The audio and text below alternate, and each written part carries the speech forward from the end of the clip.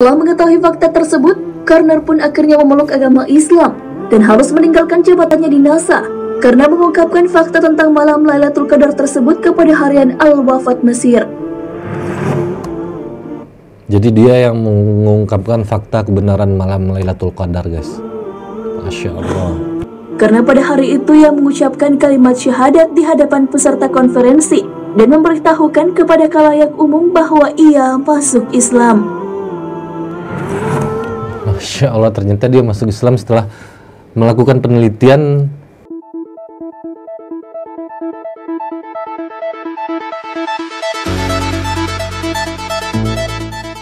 Assalamualaikum warahmatullahi wabarakatuh. Nah, balik lagi dengan gue tentunya Irfan Guci. Kali ini kita bakal bikin video reaksi lagi. Nah, yang bakal kita reaksi kali ini yaitu penelitian terhadap Al-Quran dan 10 ilmuwan yang langsung bersahadat masuk Islam setelah penelitian tersebut. Apakah penelitiannya itu dan apa yang ditemukan oleh peneliti-peneliti itu sehingga para peneliti itu langsung bersyahadat dan masuk Islam? Yuk, langsung aja kita lihat videonya. Assalamualaikum warahmatullahi wabarakatuh, sahabat beriman. Pernah dengar kata ilmuwan? Pastinya sering ya. Nah, ilmuwan ini adalah orang yang kompeten di suatu bidang. Ilmuwan identik dengan penelitian. Tak jarang penelitian itu memberikan pengetahuan baru atau memberikan pencerahan kepada orang lain atau bahkan untuk penelitiannya sendiri.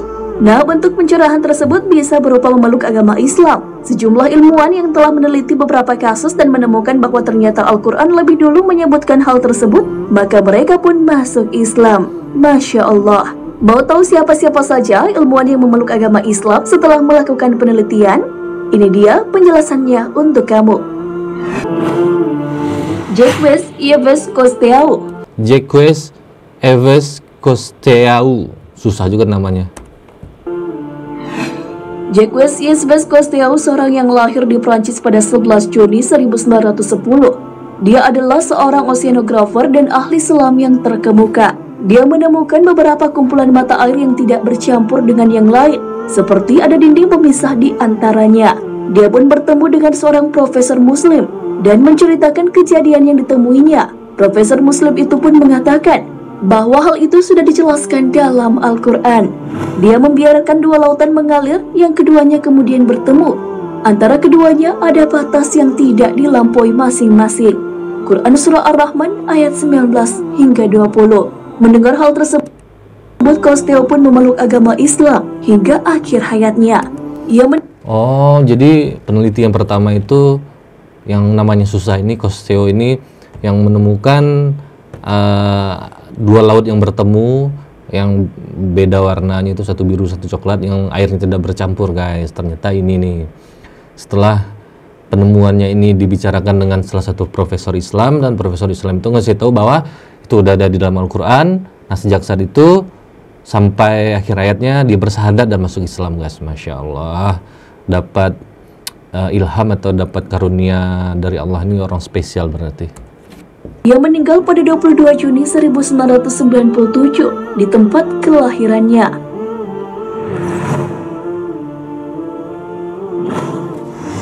Maurice Bucaille. Maurice Bucaille. Maurice Bucaille adalah peneliti yang meneliti jasad Fir'aun. Ia lahir pada ini Maurice Bucaille ini yang meneliti jasad Fir'aun, guys. 19 Juli 1920 dan merupakan ahli bedah asal Prancis. Maurice Bucaille menjadi ahli bedah dan penanggung jawab dalam penelitian mumi Fir'aun tersebut. Hasil penemuan mengungkapkan bahwa sisa-sisa garam yang melekat pada mumi tersebut disebabkan oleh Fir'aun yang meninggal karena tenggelam. Bucaille pun merilis laporan yang berjudul Les Momies Disparus et Lebanese, Mumi Fir'aun, sebuah penelitian medis modern. Kematian Fir'aun tersebut sesuai dengan yang digambarkan dalam Al-Quran, yang menyebutkan bahwa Fir'aun meninggal karena ditelan ombak. Bucaille menemui ilmuwan muslim dan diberitahukan tentang ayat yang menggambarkan kematian Fir'aun. Maka pada hari ini kami selamatkan badanmu supaya kamu dapat menjadi pelajaran bagi orang-orang yang datang sesudahmu. Dan sesungguhnya kebanyakan dari manusia lengah dari tanda-tanda kekuasaan kami. Quran Surah Yunus ayat 92. Ayat tersebut menyentuh hati Bucaille dan akhirnya ia menjadi mualaf. Masya Allah, kekuasaan ya guys ya. Orang-orang peneliti-peneliti barat yang non muslim gitu loh, dapat hidayahnya melalui kecerdasan dia sendiri. Dia meneliti, yang terakhir tadi meneliti jasadnya Firaun, dan ditemukan di dalam tubuh Firaun itu ada zat-zat garam di jantungnya. Hasil penelitiannya dikasih tahu ke profesor muslim yang lainnya, dan profesor sama kasusnya sama yang tadi. Profesor muslim menceritakan bahwa itu udah diceritakan di dalam Al-Quran, proses kematian Firaun, dan setelah itu alhamdulillah dapat hidayah dan mengucapkan syahadat dan masuk Islam guys. Jadi kita nggak tahu dengan cara apa Allah ngasih hidayah seseorang gitu loh.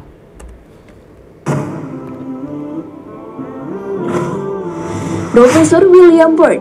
Profesor William Burn yang ketiga. Majalah Sains Amerika Journal of Plant Molecular Biology mengungkapkan beberapa hasil penemuan tim flora Amerika.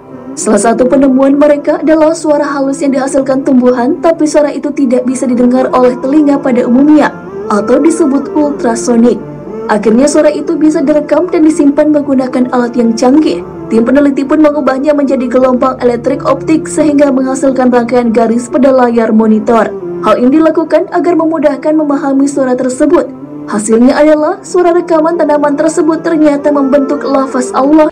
Dia meneliti suara pada tumbuh-tumbuhan yang suara itu dinamakan suara ultrasonik karena tidak bisa didengar oleh manusia dengan telinga langsung, dengan langsung manusia nggak bisa dengar.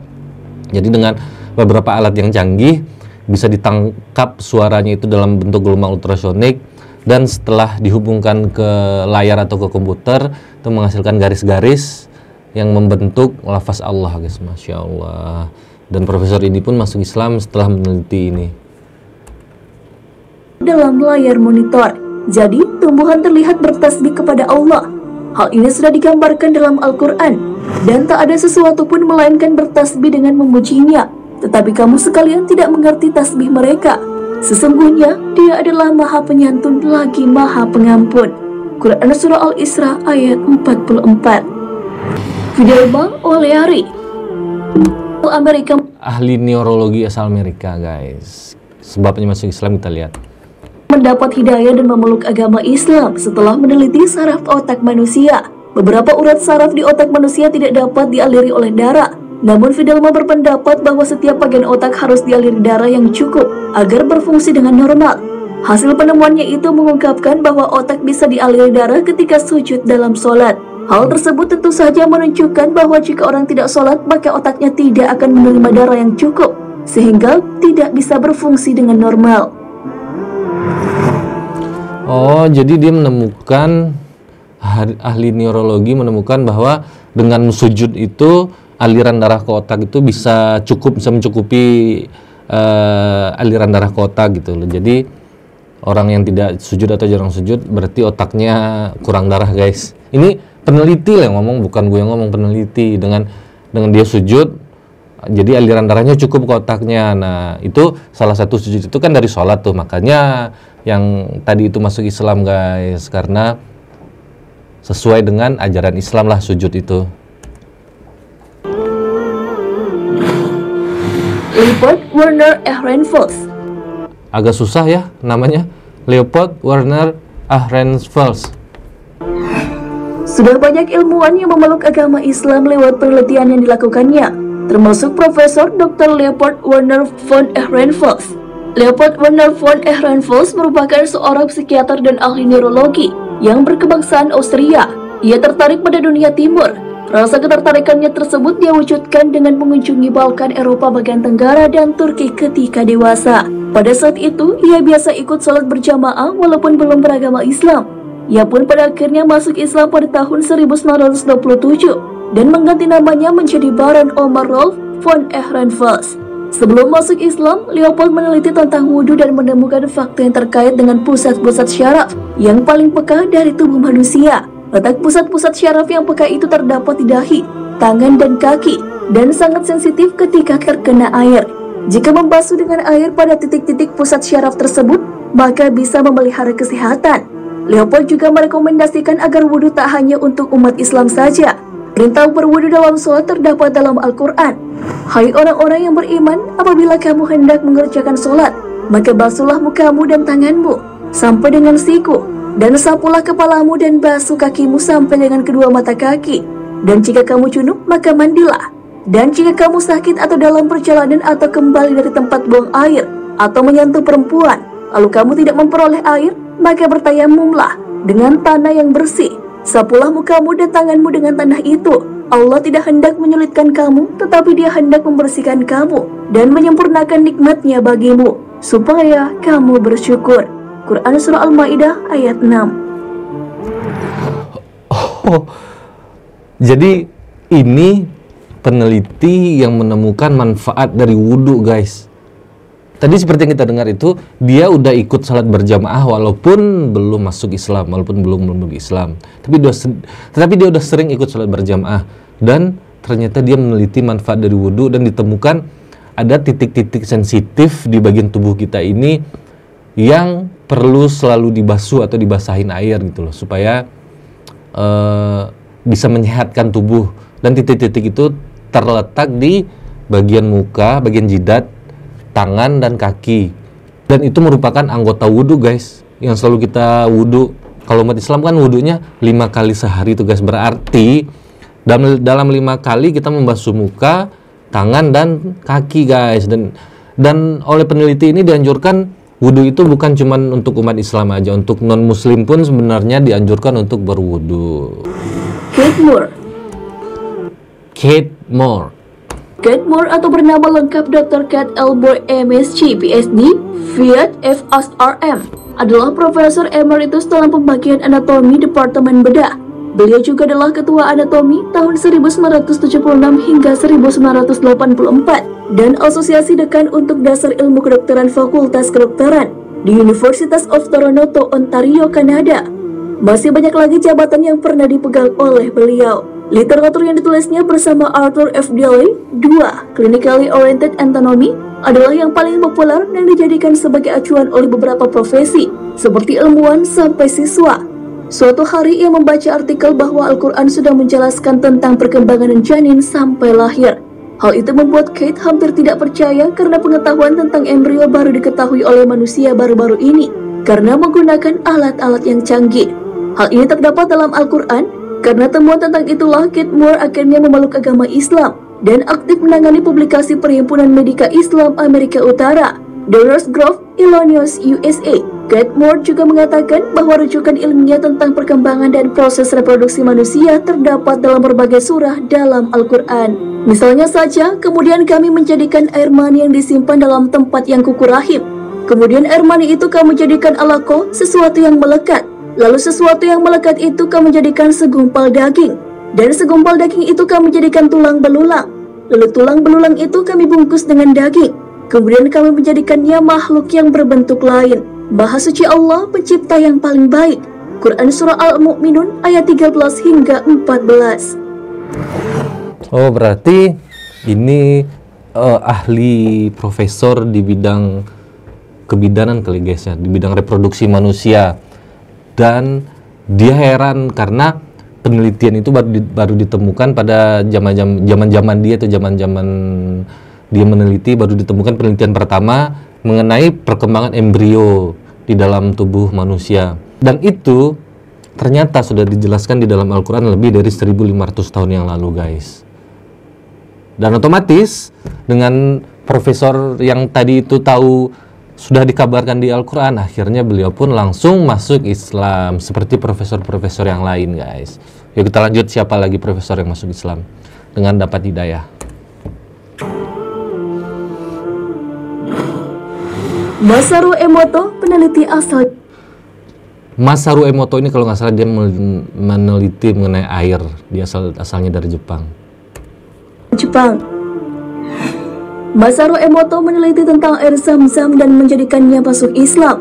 Masaru Emoto memberi bukti bahwa struktur air Zam-Zam termasuk unik dan memiliki kemampuan penyembuhan yang luar biasa. Karena penemuannya ini, Masaru Emoto pun memeluk agama Islam. Pada tahun 2003, Masaru Emoto melakukan penelitian tentang sifat air.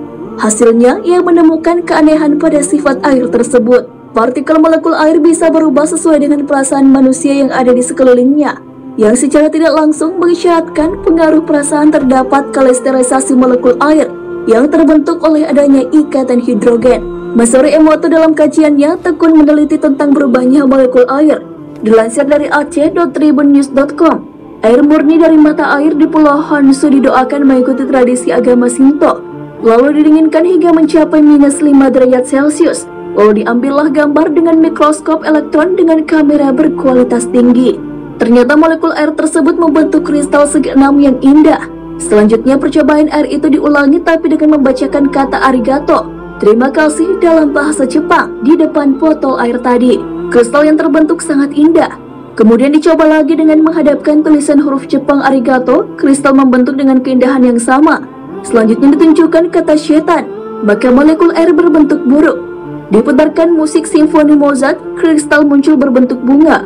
Ketika musik heavy metal diperdengarkan, molekul kristal air itu terus hancur. Ketika diuji dengan dibacakan doa Islam, kristal bersegi enam dengan 5 cabang daun muncul berkilauan.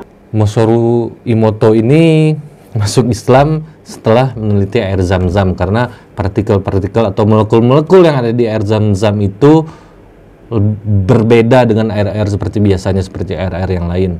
Dan dia melakukan penelitian juga dengan air biasa yang didoakan, dengan air yang dibacakan ayat suci Al-Quran, dengan air yang diberikan kalimat-kalimat yang baik, dan air yang diberikan kalimat-kalimat yang buruk. Ternyata partikel-partikel atau molekul yang dibentuknya juga berbeda-beda, guys. Kalau kita bacakan kata-kata yang baik, terima kasih, atau perkataan-perkataan baik, dia bakal indah bentuknya, partikel molekulnya. Kalau kita pendengarkan perkataan kotor atau cacian atau makian, dia akan membentuk partikel-partikel yang agak jelek atau tidak beraturan gitu, guys. Tegatat Tejasen, ilmuwan Thailand. Tegatat Tejasen, ternyata orang Thailand, guys, ilmuwan Thailand di bidang anatomi. Kenapa dia masuk Islam? Yuk kita lihat aja. Dalam bidang anatomi, Tegatat Tejasen masuk Islam setelah melakukan penelitian dermatologi dalam tinjauan anatomi. Lapisan kulit terdiri atas 3 lapisan, yaitu epidermis, dermis, dan catcutis. Pada lapisan terakhir ini terdapat ujung-ujung pembuluh darah dan syaraf. Penemuan modern di bidang anatomi membuktikan bahwa luka bakar yang terlalu dalam bisa membuat mati syaraf pengatur sensasi.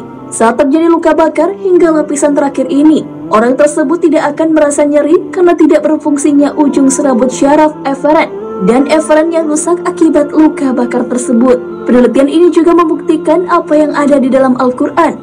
Allah akan memasukkan orang-orang kafir ke dalam neraka dan mengganti kulit mereka dengan kulit yang baru setiap kali kulit itu habis terbakar. Quran Surah An-Nisa ayat 56. Tanggal 3 November 1983 adalah hal bersejarah bagi Tagata, karena pada hari itu ia mengucapkan kalimat syahadat di hadapan peserta konferensi dan memberitahukan kepada khalayak umum bahwa ia masuk Islam.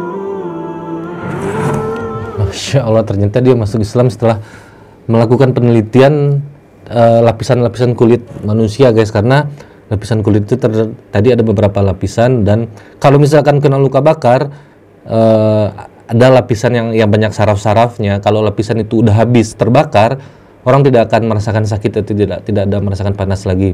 Dan ternyata di Al-Quran disebutkan setiap kali kita terbakar, kita akan diganti dengan kulit yang baru, kulit yang baru. Ternyata kulit yang baru itu yang merasakan panas, guys.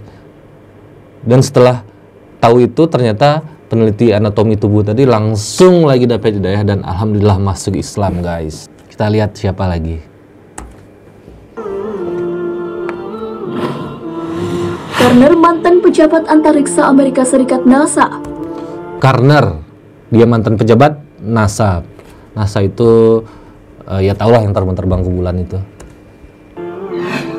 Karner adalah seorang mantan pejabat antariksa Amerika Serikat NASA yang masuk Islam karena menemukan fakta-fakta tentang malam Lailatul Qadar dan Ka'bah. Setelah masuk Islam, Karner pun meneliti tentang Hajar Aswad. Dilansir dari pojok1.id, NASA menemukan fakta empiris tentang keajaiban malam Lailatul Qadar, tapi penemuan ini tidak dipublikasikan. Penemuan tersebut telah ditemukan sejak beberapa tahun silam. Fakta tersebut ialah bahwa ciri atau tanda-tanda datangnya malam Lailatul Qadar adalah suhu sedang. Pada pagi hari udara matahari bersinar cerah tapi panasnya tidak terasa. serta pada malam hari tidak terlihat bintang. Hal ini sesuai dengan penjelasan dalam Al-Quran dan hadis Nabi Muhammad SAW. NASA menemukan fenomena aneh pada suatu malam karena tidak ada meteor yang jatuh ke atmosfer bumi serta suhu udara sedang. Padahal di malam-malam biasanya, jumlah meteor yang berjatuhan ke atmosfer bumi sekitar 20 meteor. Hal ini sesuai dengan hadis Rasulullah SAW. Lailatul Qadar adalah malam yang terang, tidak panas, tidak dingin, tidak ada awan, tidak hujan, tidak ada angin kencang, dan tidak ada yang dilempar pada malam itu dengan bintang, lemparan meteor bagi setan. Hadis riwayat At-Tabarani. Setelah mengetahui fakta tersebut, Karner pun... Nah, jadi setelah mengetahui fakta tersebut, Karner pun langsung masuk Islam, guys. Jadi dia meneliti, iya, kalau malam biasanya itu banyak yang meteor jatuh sekian, cuacanya kayak begini, cuacanya dingin atau segala macam. Nah, pada malam Lailatul Qadar sesuai dengan penjelasan di Al-Quran, itu ternyata sesuai dengan apa yang dia lihat. Dan dia langsung masuk Islam, guys. Kita lihat aja.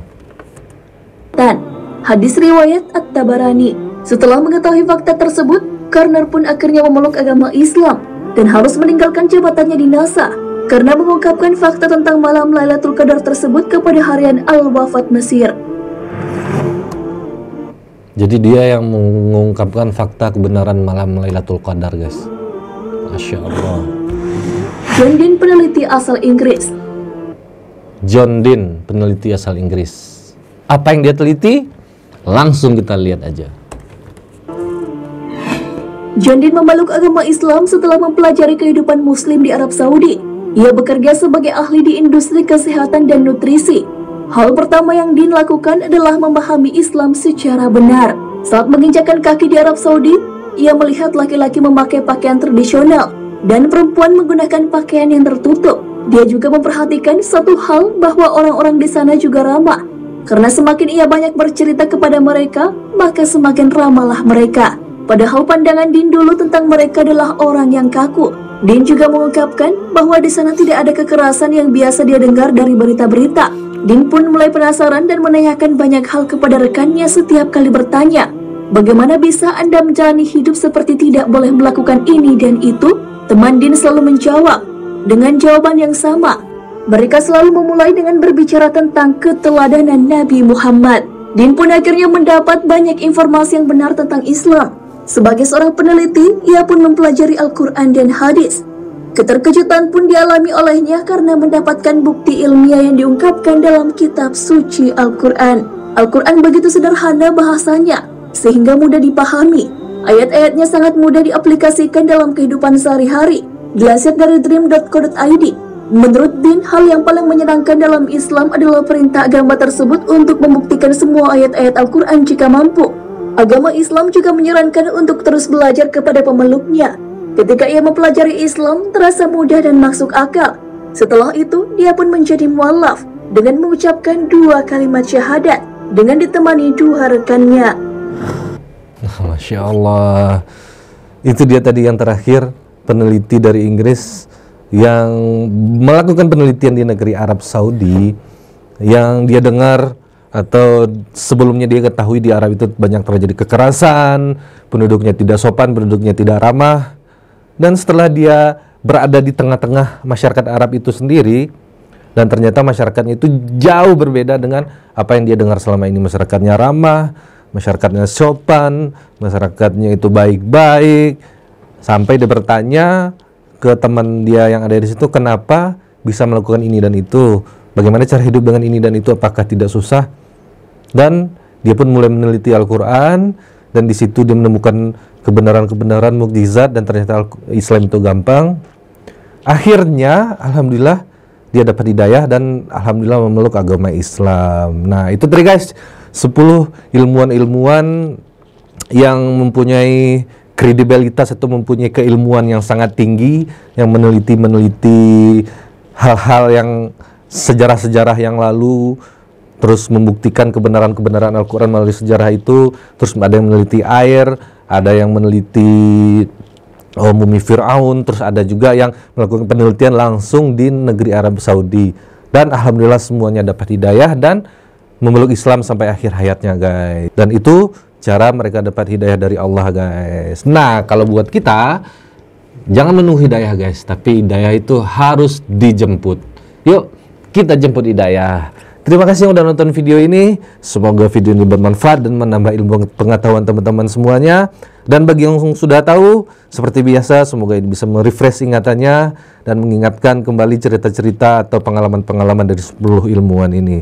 Semoga video singkat ini bermanfaat. Assalamualaikum warahmatullahi wabarakatuh. Bye.